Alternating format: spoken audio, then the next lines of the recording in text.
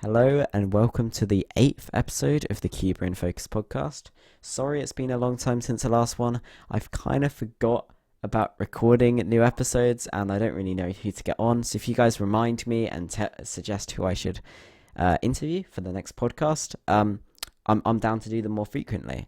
So in this episode, we have Phil Yu, the owner of the Cubicle.com. How are you doing, Phil? Good. How are you? Yeah, I'm doing pretty good. What have you been up to recently?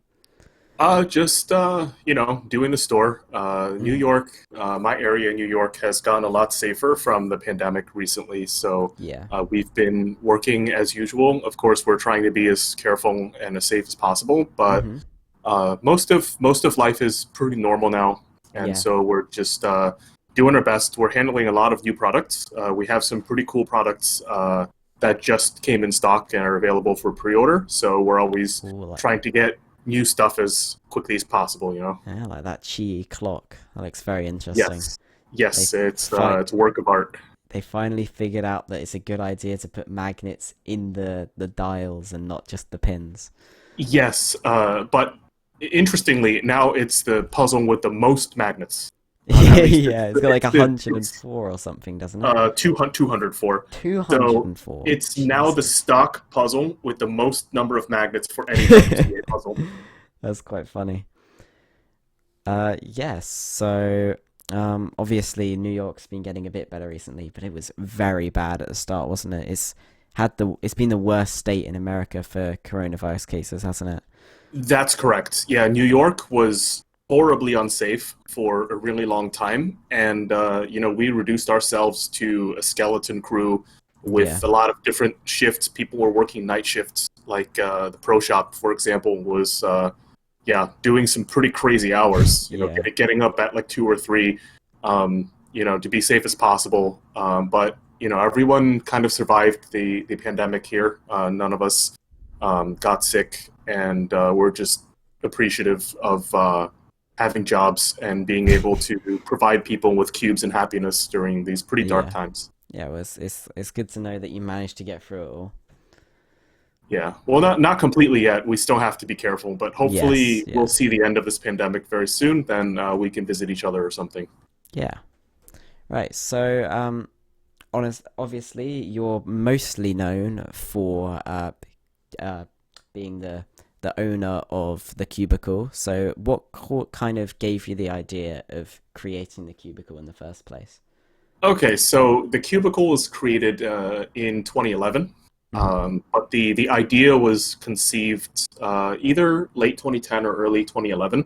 We Yeah. were playing with the idea before we started it, obviously, and back then there weren't too many American cube stores. Hmm. Speedcube Shop existed, but I think Cameron was like what 14 or something. Yeah. So yeah, it's far from being the business that it is now. And aside from that, not too many other businesses existed. Cube Depot may have existed, but that was never really a super well developed business. From a pure statistical or academic perspective. Yeah. So yeah, there just wasn't much cubing business infrastructure in the United States, and you either get it from the other side of the country if you're in the East Coast, or you risk getting it from China, right? And Yeah. back then, cube stores, it was so underdeveloped that I don't think Chinese sellers valued reputation very much. Now, at least these manufacturers and some Chinese stores, like if you leave a bad review or if you complain about them, they'll say, "Hey, sorry, let me fix your problem." Yeah. Back then it was really like if you didn't get your stuff and you complained, they're like, "Yeah, forget about it. Like I don't care." Yeah. Yeah. So yeah, it was really unreliable and expensive and time consuming to ship. So we were like, "Yeah, let's create a new store, that has a more mature sort of feel to it, but also not completely emotionally separate from the community." And Yeah. we also wanted to do something to give back to the community, which is why we played a very big part in developing like sponsorship culture and other types of involvement with cubers. Yeah. So, how did you come up with the name of the Cubicle? Oh, it's just a crappy pun. It's I mean, we were at that time, we were in school, we were in university. The cubicle was essentially started in a dormitory. Yeah. Um, but we were in university, we were working on the side, and we were in cubicles. So we were like, how industrial and how cute. Let's just name our business after a crappy pun. Oh, well, I guess it kind of works, right? Yeah, because crappy puns are catchy. Yes. So obviously, you've got loads of people working for you now, and you have this office in New York. But when did you kind of start to grow from your dorm room into like a bigger area that was you got just for the store? Great question. When our lease expired, we were in our apartment. It was a one bedroom apartment with four people in it. Oh my God. So yeah, it was nuts. And then when our lease expired in the year, and then we were like, okay, this business is like a legitimate, serious business. So let's take it to the next level. And then we started, scaling it from there. Mhm. But I mean, there were some pretty obvious limits to how aggressively we could scale in a one bedroom apartment with four per Yeah. people. But yeah, after that, we kind of we moved to one of our personal houses. It was a Hmm. little bigger than the dormitory, and then following that, we got an office space, and then following that, we got a bigger space, which is where we are now. Yeah. So the four people living in the one bedroom apartment, were they all part of the cubicle, or were some of them Uh, just friends? so half of them. So myself and James, we're the founders of the Cubicle. James was Hmm. my roommate. So essentially, all we did was stay at home, plan the business. The business was so young at the time, we didn't have automated label generation. We Oh hand wrote no. every label, and you know how like our handwriting is pretty bad. So it was an experience. I wouldn't go back to it, but it was cute. It was an experience, and the other guys, one was just a mutual friend. He Hmm. was he was cool, didn't really cube. The other one was a cuber. His name was Jason Song. Hmm. The community probably doesn't know him very well, but he's English Korean bilingual. And back in the day, he used to be a translator of English cubing articles and documents for the Korean community, Huh. like 10 years ago or something. That's when we went to college. So yeah, Jason helped us design the first Cubicle logo, the 3D colorful logo. That was his work. So Huh. I still talk to him. Not super frequently, but every now and then we catch up. He's a good friend. Yeah. So you said you had a co-founder, James. Does he still have any input into the cubicle? Oh, he has a lot of input. So James and I have a really interesting dynamic. So I do all the creative and social stuff. Hmm. Myself and the creative team, like Damien, and James does the logistical and financial side. So he is a lot more technical. Yeah. His skill set is a lot more technical, and mine is more creative. But that doesn't mean he doesn't understand creativity, and I don't understand software or logistics. We just chose Yeah. to specialize, and we play off of each other's strengths quite well. And he still has a lot of input today. Works on the back end a lot, and he's not a super social cuber, which is why you don't really see him, too often in the community. But he's there. He's working on cubing software, quite a few interesting projects, and he's always doing stuff on our website. Oh, that's cool to know. I don't think many people know that, well, the Cubicle has a co-founder, and if they did, that he's still active in Yeah, helping the Cubicle. I yeah, personally didn't know that very, myself. very smart, very powerful person. Yeah. So, how many people do you have working at the Cubicle at the moment? So the number of people at the cubicle, it changes for every season. So Hmm. we're a retail business, and so seasonally we yeah, we fluctuate. And during the winter season, we bulk up and we get more employees. And in Yeah. the summer season, we kind of slim down. But a lot of the people returning over the winter, we consider like alumni, like people who've worked with us in the past who just want something Yeah. extra to do over the winter. They come and hang out with us and do some work. But it really fluctuates from season to season. Huh. That's pretty interesting. So, over the time of the Cubicle, there's been a bit of interesting stuff that's happened. Mostly with Rubik's. So a few years back, you had a bit of a clash with Rubik's, didn't you? Tell me a bit about that. Yes. So cubing has developed a ton over the past few years, and over the past few years, cubing has seen many, many firsts. It was detailed in the New York Times. If you remember the article "Children of the Cube," Hmm. it made Red Bull. It became broadcast on ESPN. It made a lot of new strides, and one of the new strides it made it into federal court. That was the lawsuit with Rubik's. There were a few lawsuits. They were consolidated into fewer lawsuits than had originally begun, but it was really a very interesting time in my life because I had gone to law school and intentionally chose not to practice to continue to work for the Cubicle because having worked for a few law firms on the way, I kind of wanted to get away from the adversarial atmosphere. The let me listen to what you have to say, but pick apart every single word until I find your weakness kind of attitude that a lot of attorneys carry in their everyday lives. Not to say attorneys are always cutthroat. A lot of them are really cool people, but work is intense. When we were working on certain cases, we would literally read what the other side wrote and just sit there and think until we found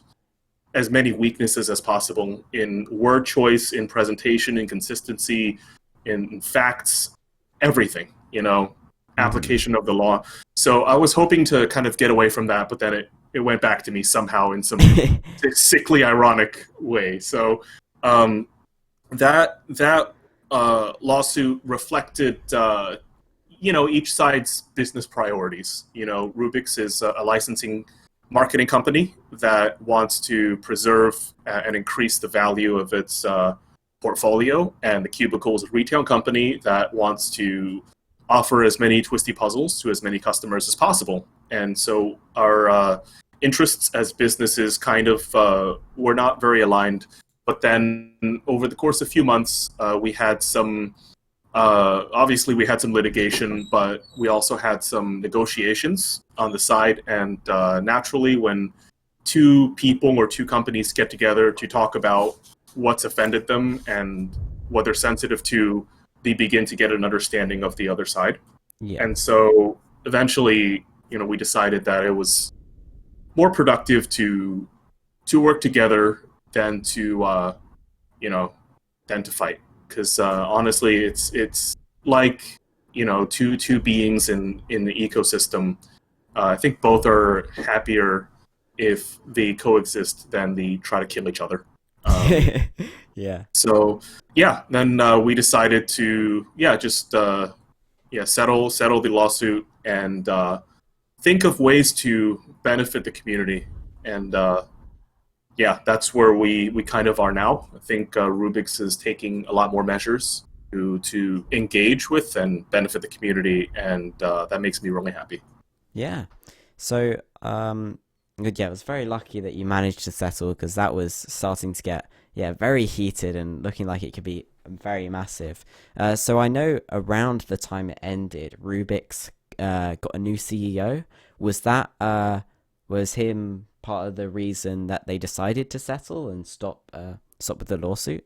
Well, that question really is maybe a question more befitting for Rubik's, because I don't know the answer to why or how they make their decisions. But Christoph, the current CEO of Rubik's, is a really cool guy. He's the type of guy that you feel like you can befriend and sit down and have a friendly conversation with, even if you don't have any business interest in what he's doing, or if he doesn't have a business interest in what you're doing. He's just a really genuinely chill guy. Yeah. So I think the change in leadership did coincide with a change in how the company wanted to come off in the community, and he's been working on that himself. So kind of, but I wouldn't Yeah, know the yeah, yeah. specifics. Yeah. Yeah, I've had a few conversations with Christoph because he's been to a couple of the UK competitions, and I met Hmm. him in Boston a couple of years back, and he's always been really nice. I've talked to him quite a bit, and yeah, a Yeah, bit about he's cool. Rubik's. He's not full of himself. He's Yeah, really, really realistic, smart guy. yeah, definitely. So you said a bit earlier that you were kind of the first cubing store to start sponsoring cubers. What made you realize that it was like a good idea to put money into that and invest in, the sponsorship of cubers and competitions as well? Yeah, so for complete clarity, we were not the first company to offer a sponsorship, Okay. but we were the first company to regularly do it on like an Hmm. ongoing basis. Yeah. Other Okay. companies have given money for like travel and supplies to other cubers before, but I think we were the first to not only do it on an ongoing, consistent basis, but to start a program and make people believe that if they worked hard enough, they could get support. Yeah. The reason for doing that, I mean, there are many reasons for doing that. Partly is an emotional one. As a cuber growing up, I never had any support, and Hmm. I lost out on the ability to achieve something that I really wanted to. So I felt like it was, time for a program to exist where people can achieve what they want. People can get what they're practicing for. Yeah. So it kind of fills an emotional void for me. But it's from a business perspective, having influencers is a fantastic decision. You see Hmm. that in conventional sports all the time. Golfers, tennis rackets, tennis players, like basketball stars endorsing shoes. Happens all the time in other industries. I mean, even esports players endorsing mice and headsets. Yeah. Keyboards. Yeah. So yeah, it happens in a lot of industries, and cubing is so people centric. People have so Hmm. many cool personalities and achievements and cool personal stories. It just makes sense to support people who genuinely and truly work hard to be the best in the world. Yeah. Yeah. That makes a lot of sense. I know that. Well, I'm very glad you made that decision to start sponsoring Cubas, and I'm sure a lot of other people are, because it definitely made it more of a mainstream idea for other uh, stores to start sponsoring people as well. Yeah, for sure. And if we can help people get cubes or go places, that's great. Yeah, and like more recently as well, you've started sponsoring competitions. Well, when competitions were up in like America and stuff, lots of them to help supply prizes, and then also the recent cubing at home competitions as well. That's definitely made those an interesting thing to watch with having the gift cards there as well for uh, just as giveaways and as prizes. Yeah, we do local competitions all the time with gift cards. It's Hmm. always cool to go someplace and not only be happy with your times, but walk away with something that you can use money wise. Yeah, And aside from that, we do cash prizes for larger regional and national events. yeah, So I know NA Champs was canceled this year, which really sucks and yeah. really, really regrettable. But at the same time, much safer than had it continued. But Hmm. the previous few years, we've been sponsoring U.S. nationals, 5 figures in cash prizes every competition. Yeah. So yeah, we've been really happy to just continuing to inflate the value of achievement and to provide for people who score these impressive wins. Yeah, yeah, it's very, it's very But cool to see. uh, but you can't forget about everyone else, which is why we give gift cards randomly to people who are just watching the chat on Cubing at home. Right. One of the dangers of the sponsorship culture is only the successful and the high profile people gain. Right. Yeah, So that's one of the dangers that any company should naturally try to avoid because otherwise it just looks horribly elitist. yeah, and not in the intended outcome, but yeah, you have to make sure that people are represented evenly because I mean, after all, the mission of the WCA is to get as many people cubing as possible. It's not really about being number 5 in the world or being number 3 or something. So yeah, that's why we do so many giveaways on Twitch. A few $100 every cubing at home. We give out gift cards randomly on our Twitch stream. Yeah. Yeah. Yeah. It's very cool to see. So, segueing from sponsoring cubers and competitions, I wanted to move on to the future of speedcubing and more about like how speedcubing is starting to go mainstream with Red Bull starting and stuff. What are your kind of thoughts on this, and do you think the WCA is prepared for this kind of change in speedcubing? So here's the thing. I think cubing is somewhat prepared for the changes. Mm-hmm. I don't think the WCA is, but yeah, you have to separate the WCA with cubing. The WCA is an organization that ratifies results stemming from competitions that they approve. Yeah. Right. So they grant legitimacy to records because they allow so many competitions to exist all over the world. Some of their representatives organize competitions, but there's a lot more to cubing than the WCA, and Red Bull is one such event. Really hard to compare because I think both formats have their own value. The WCA is great for people who just want to have a good time. You hang out with your friends, solve some cubes, get a PB or two, break a national record, get a podium, all that kind of stuff. Red Bull is a spectator event. It's high energy. It feels a lot more like esports, 1v1. It's a different. It almost feels like a different sport. Yeah, and definitely. I think both of them are great for the community. I wouldn't get rid of one for the other any day. I think they're both really cool. And I mean, the WCA has its own regulations, right? Which is why it couldn't accept Red Bull results, in the previous competitions. So, the question is WCA ready? In some ways not, but in some ways it is because they do share resources. Sometimes they do communicate. And everyone kind of communicates with each other now. So, we are all trying to help each other grow the sport because ultimately the dream is to get more people to cube, right? So, yeah, it's interesting. The whole smart cube movement is still extremely new. Smart cubes still have a long way to go, but slowly but surely we're getting there. Yeah, I definitely agree that like the WCA, that their main aim isn't to make speedcubing mainstream. It's not for the professional speedcubers, really. It's more for every speedcuber or just cuber even, just to be able to go and meet with friends and then get official results. I feel like there really needs to be more people like Red Bull that try and make competitions that are more mainstream and that they can make money off of, and the speedcubers can make money off of. I've seen a few people complain about there not being prize money at top level competitions, or even if there is, there's not much. With like Euros 2018, you just got a trophy. Yeah, they were really proud to announce that they were sponsor free. Oh, that was such an awful idea.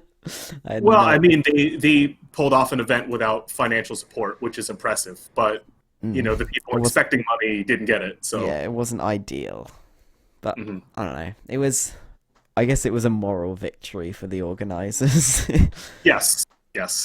Yeah, but something I've with cubing at home, there's been some very, very high quality streams for those competitions as well.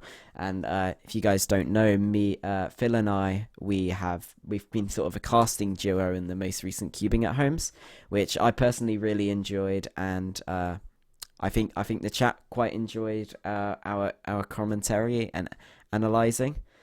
And I feel like it's exciting to see that there's kind of this group of speedcubers that are moving more towards what esports call the talent in cubing, which it will be very exciting to see these people in more live streams of online competitions and major competitions as well, and even local competitions. I'd love to see every competition just have a live stream and have casters. I think it would be very good for the for the mainstream cubing and even just local competitions. What do you think about this?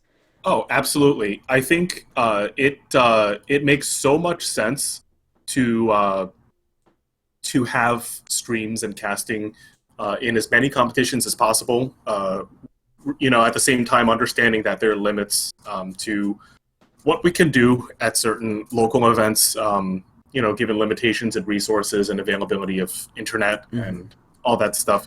But at the more competitive and more well-attended events, I think it's great.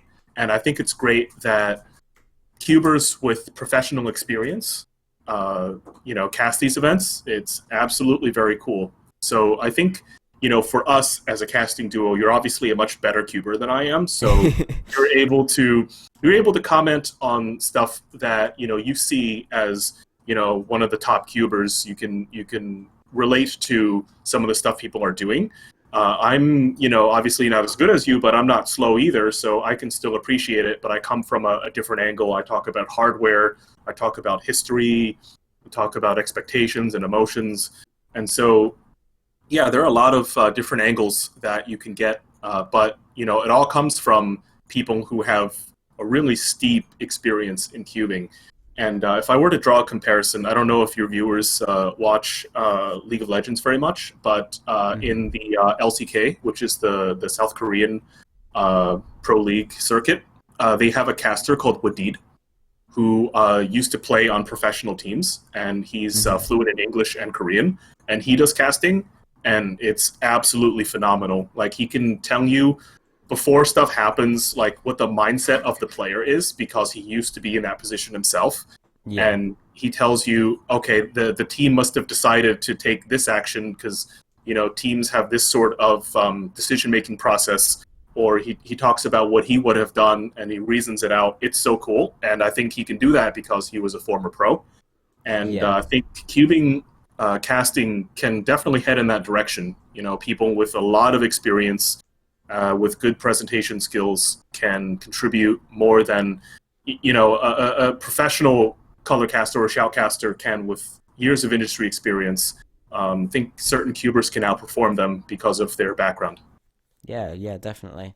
I think it's very exciting to hopefully see with. I'm not sure if Red Bull are going to be paying their casters. I'm sure they'll pay them somehow, or at least pay for their travel to the competitions for when they are actually in person. But it would be very exciting to see the casters and analysts like being able to make a substantial amount of money from just being entertaining on streams for Speedcubing. It's definitely that's the thing. Like in esports, you got games playing every other day, but Red Bull happens once a year. So even if you're paid industry like market level for that job, you're only working once a year. Yeah, that's when I'd like to see more organizations like Red Bull coming into the scene, and I reckon it's definitely profitable for them and for us as well. Yeah, Monster. I'm just kidding. I don't think Rubik's will license their brand to Monster. Can you imagine, like the Red Bull World Championships and then like the Monster League, Monster Cube League? Oh, it's terrible. I'm sorry, guys. That would be quite funny. All right. So we've talked about the Cubicle, and we've talked about competitions as well, which you obviously know a lot about as you've been a Speedcuber for probably at least 10 years by now. I'm not sure exactly when you started cubing, but 12 years. Wow. Yes. So let's just talk a little bit about your cubing story, and like how did you start, and when did you first decide to go to a competition? Yes. So in the United States, you apply to college in your senior year, so year 12, and you finish your applications around let's say January or February, if you're not like procrastinating and wasting your time. And once you lock in your applications and you get admitted to college, all reason and work ethic just fly out the window. And you're like, and as long as you don't get like straight Fs, the college won't rescind your application and you'll be able to go to school. in the coming year. So you're like, haha, I'm invincible. Time to do whatever I want. And for me at the time, I picked up cubing. I had a friend who was cubing at the time. His name was Nick, fantastic guy. Yeah, I cubed with him, in senior year of high school. So I was 18 years old, and we just wanted to find a hobby that was kind of frivolously competitive. Competitive, but not in like a super serious way. And cubing was kind of goofy at the time because it's like, oh look, Rubik's cube. It's so quirky. So we decided to do that. But then, I'm intensely competitive. Was competitive in most of the stuff that I did when I was younger. Some of it wasn't my choice, but still it kind of, became a part of my personality, and I just went hard on cubing. Yeah. So how long after your first you first learned to solve it did you first compete? Yeah, so my first competition was U.S. Nationals 2010. I believe that was July or August in 2010. So 2 years after my first time cubing, and at the time I felt like I was able to podium in OH at Nats 2010, but this really sucks. But I'll tell you the funny story. So I was like among the top OH cubers as kind of like a dark horse. So I booked my hotel room, to give myself room to compete in the finals because it was the last day. Yeah. Missed the finals by like 0.1 seconds. Oh no. And then I was like chilling in my hotel room, and I was like, why the heck am I even here? I didn't even make it. So then we just spent the entire day just messing around and watching finals. It was a lot of fun.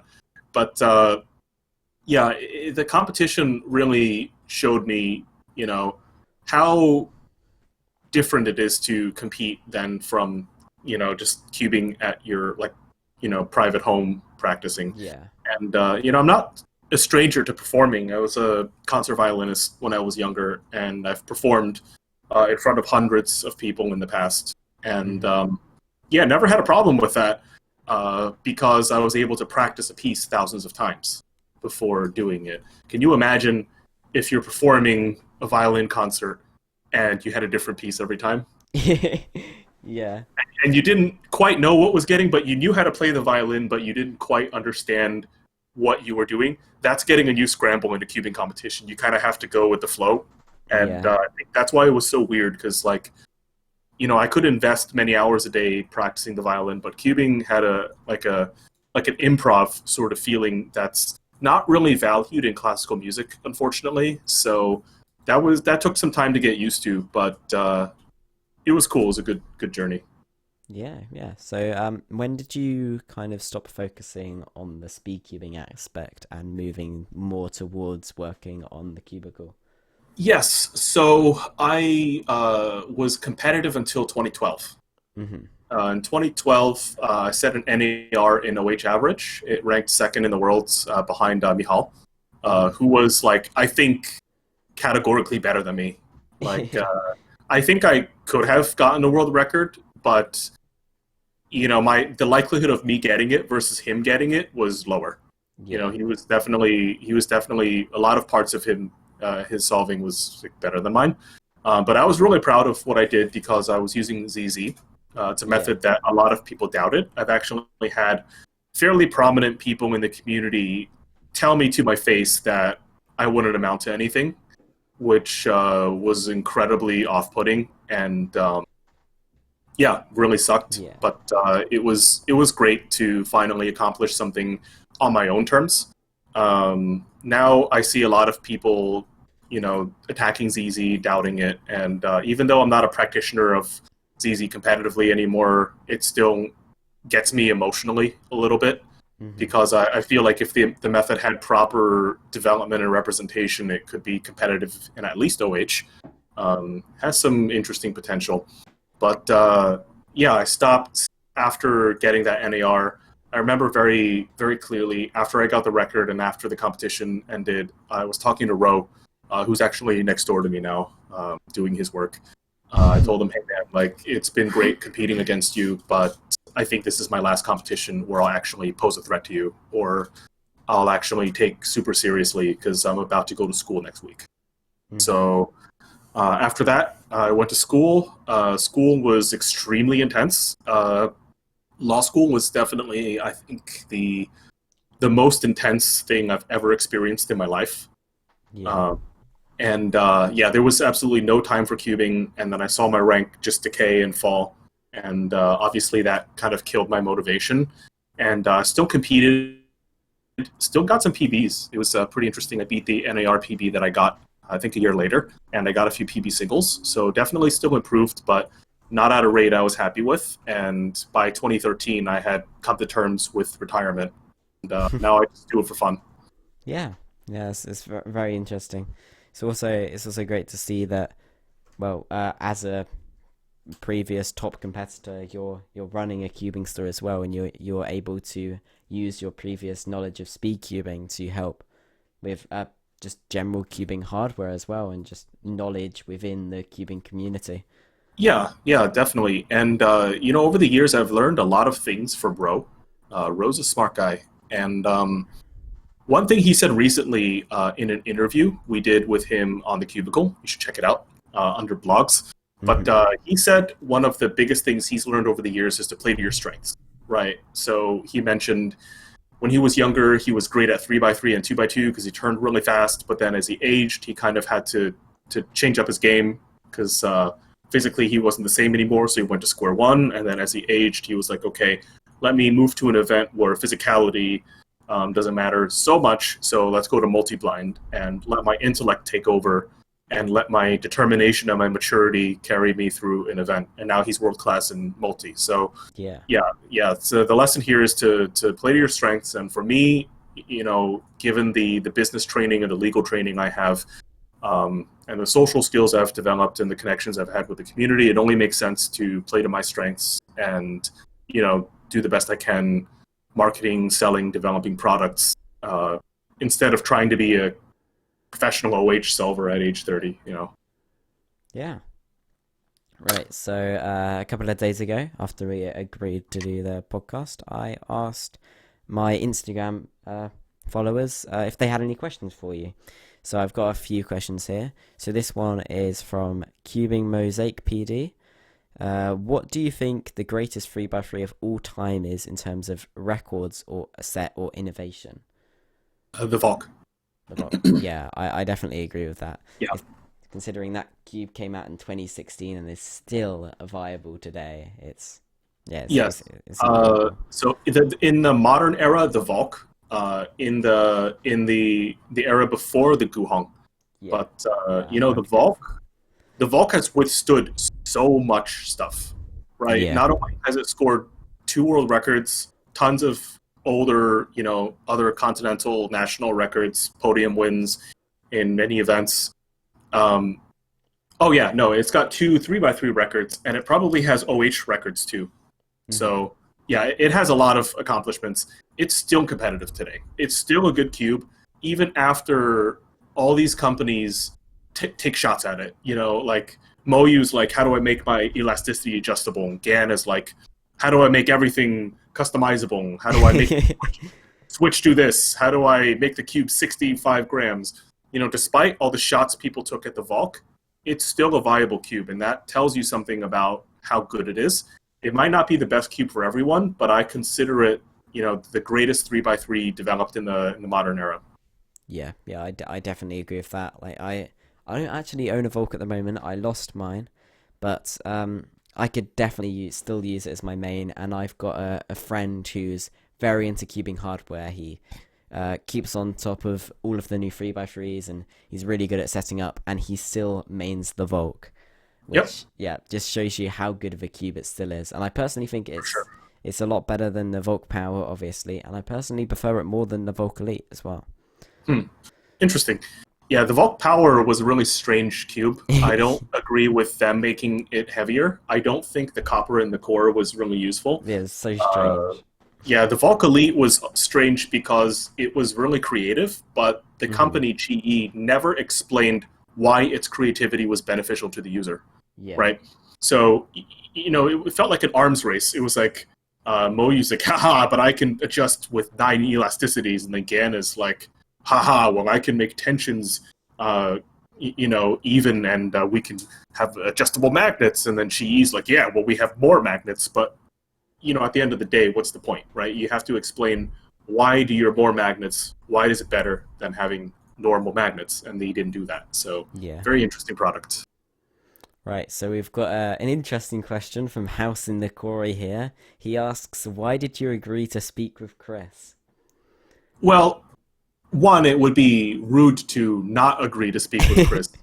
But, two, he's a valuable member of the community. He has a cool podcast. I've listened to the previous ones, and it was really interesting because, as I mentioned before, he's a competitive speedcuber, can relate to other competitive speedcubers on a very understanding level. Three, I co-casted a lot of cubing at homes with him, and we were both on the same side of the event, asking someone else questions. I thought it would be interesting to change the dynamic and to speak with each other on the opposite ends of the table. Yeah. Right. We've got a question from Joseph Archibald here.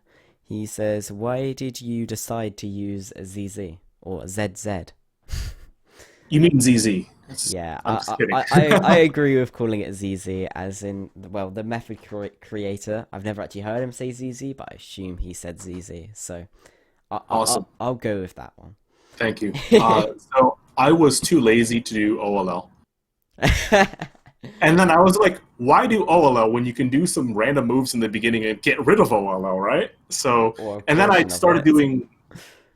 Well, yeah, that's not the entire truth. But,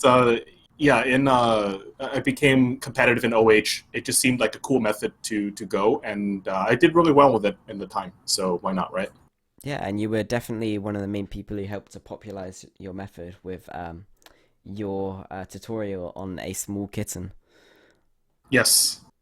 I remember when I was learning how to solve it, I saw your tutorial. I'm like, hey, I could learn this method. But I was like, hey, these videos are too long. I'm just going to learn the normal one. Yeah, you know what's funny? Someone might be like, yeah, I want this podcast. Oh, no, it's too long. Let's not listen to this podcast. Yeah, come back and get you. Right. This, I'm not going to butcher that name, but you know who you are. How do you get sponsored by the Cubicle? That's a tough question. So basically, sponsorship works in two ways. We ask you if you would accept a sponsorship from us, or you ask us and we tell you whether we're interested in sponsoring you. Assuming you're asking about the second question, because if you had been presented with the first question, you wouldn't have been asking this. Yeah. So the second one is like, how do you get your foot in the door? And the best way to do it is to contact us and introduce yourself and convince us that you're worth sponsoring. We're intentionally vague about certain parts of sponsorships because we want to get to know people, and who they are instead of how many numbers they have. We're really interested in personalities, good social skills, presentation skills. Competency in cubing really helps, but it's not the only factor, right? And the real stars are the people who are pretty good at cubing, who can edit a video, who have really good creative direction. So my best advice is to write to us and convince us that you're worth paying. It's the same thing as applying for a job. Yeah. You don't walk in there and say, can I get a job? Right, and just leave it there and don't say anything, right? You walk in there and say, hey, I'm interested in working for you guys. This is what I can do to contribute to your company. I think your company can help me in this way. Let's work together. Yeah. Yep. Yeah, that's what I did. I remember after I got my 3x3 national records, I was like, hey, I'm gonna shoot my shot, and I'm gonna spend some time writing a lengthy email, and I sent it, and I was very happy with the response. So yeah. Right, we have a couple of questions from Liam Waddock here. The first one is, how has running one of the biggest cube shops impacted your life?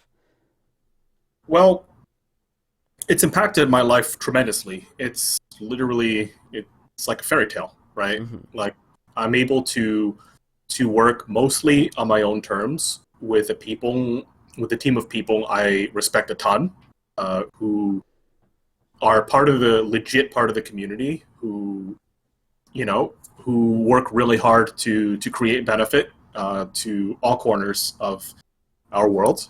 And yeah, this is a fairy tale. Like most people don't get to say that. I get to roll into work and say hi to my friends and begin my day trying to help people with cubes. Yeah. So it's yeah, tremendously impacted my life. And at the Cubicle, we try to create jobs for cubers. Hmm. So we hope that we can also be an impact on their lives as well. So that's a thing we pay a lot of attention to. But emotionally and professionally, I think it's helped a lot. There's a very big difference between learning how to run a business, from a textbook in business school, than to actually run the business on the ground. There's so Yeah. many cases and so many different things that can happen to you that they will never teach you in school. And so I can say for sure that I'm a lot better at running a business and I'm a lot better at certain business related things than a person with a purely, academic understanding of business is. So if I'm ever out there in the world and say, I'm looking for work or trying to relate to someone, I have a lot of stories to tell and I have a lot of knowledge built up over the years of actually getting my hands dirty in a lot of different places. That's very interesting and very good to hear as well. So, the other question I got from Liam was, where do you see the cubicle 10 years from now? So yeah, I hope it still exists. You know, 10 years. We're not even 10 years old. So Yeah. yeah, next month we turn 9. So you were talking about a span of time that's more than how long this company has existed already. But I hope to still, be working with my friends. I hope Hmm. that we can all still have, a good amount of creative control over what we do. I hope our brand stands for something respectable and, uh, you know, good and, like something that other people look up to. I don't want to be that large corporation that doesn't care about the little guy. Yeah. I still want to extend goodwill and good faith and trust in the people we work with. And yeah, I just want, like, hopefully it'll grow and hopefully it'll be a bigger business with a small business feel. I Yeah. think that's the dream. Yeah. Well, yeah, that's good to hear as well. So, the last question is from Square One. Do you still play the violin? Not so much anymore. I'm honestly really burned out. Hmm. I used to play the violin more than I slept when I was a kid. I kid you not. Like my entire life revolved around not only playing the violin but practicing it to defeat other people in competitions and auditions. Hmm. And it was exhausting, emotionally exhausting. It was abusive, and I'm really at this point kind of burned out from playing the violin. And of course, being trained in classical music helps with a lot of things like music appreciation, understanding how regimented practice works, all that stuff. But right now, it's not my first priority to pick up my instrument. Sometimes I play about a few times a month. Just if there's a song, that's stuck in my head, I want to play it, or just want to bring back some old memories. But yeah, like it was kind of exhausting as a kid, Yeah. and yeah, taught me some of the advantages of being super hardcore about an activity, and also some of the drawbacks of being way too serious and way too intense. So yeah, maybe in the future, if my kids want to play it or something, I'll like pick it up again. But right now, I'm doing more fitness. I like to cook, playing some tennis. Uh, yeah, just playing some TFT. Just chilling, Yeah. non-violent chill. Yeah, that's That's interesting. Right, so I've been recording for 15 minutes now, so I'm gonna wrap it up. But thank you very much, Phil, for coming on. It's been great talking to you, Yeah. and I hope all of you listeners have enjoyed what Phil's had to say and the conversations that we've had. So if you want to purchase from Phil's amazing store, you can go to thecubicle.com and use code MILLS in the checkout for 5% off. And Yes. if you Mills is a great discount code. It's yes, really short yes, it's and only easy to five remember. letters. Very Yes, easy and to two of them are remember. the same. Yeah, there's only And four letters you need to remember. and four of them are on the same side of the keyboard. It's perfect. Oh, yes, very efficient. Yes. Yes. And yeah, if you have any suggestions on who I should get on for the next podcast, I've been thinking about trying to get Timon Koloshinsky on. So if you like that idea, please let me know. And yeah, He's so fun. yeah, he's He's a cool fun. guy and he's got lots to Yes. talk about as well. Yes. So yeah, thanks for listening, guys, and I'll see you. Well, I'll talk to you in the next podcast whenever that is. See you Yep. guys. Thanks.